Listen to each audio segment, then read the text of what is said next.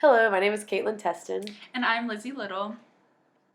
and the title of our presentation is The Effectiveness of Kinesiology Tape to Improve Posture and Reduce Neck and Back Pain. The purpose of this study is to determine the effects of kinesiology tape on postural deficiencies and neck and back pain.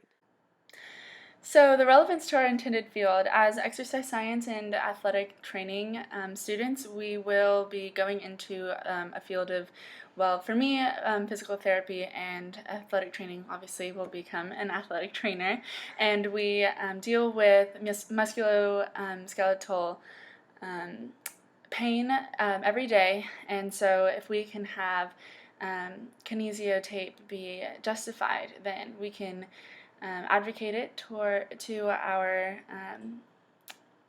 future careers, and then as well as being students with back pain and always studying, it will be helpful to us and our peers.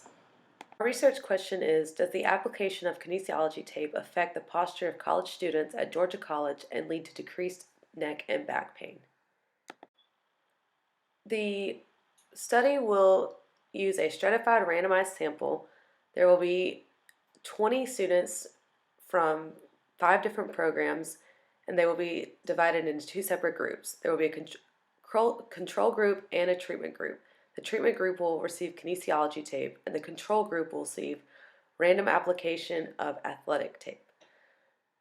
Then there will be postural assessments and visual pain scales taken before and after the treatments.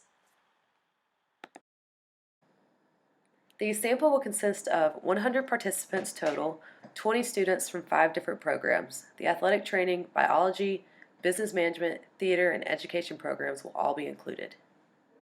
We decided to implement the non-equivalent control group research design. We did a pre-test, observation 1, with treatment and a post-test, which would be observation 2. And we also did a control group with a pre-test and post-test as well. For our data collection, we will be using pictures and taking measurements of the postural assessments. We will also use a visual pain scale questionnaire, and the participants will fill that out personally. As far as analysis goes, we will use SBS software to implement a dependent t-test to compare the pre-test and post-test scores, and we will also use an independent t-test to compare the control group and the treatment group and their outcomes. When it comes to validity, we can have internal and external threats to our validity. Extraneous factors can be a threat to our internal validity. Extraneous factors include stress or exercise participation, as well as previous injuries. Our instrumentation can also cause a threat to internal validity. Instrumentation just includes things like the researchers messing up their data collection as far as taking pictures incorrectly or that kind of thing.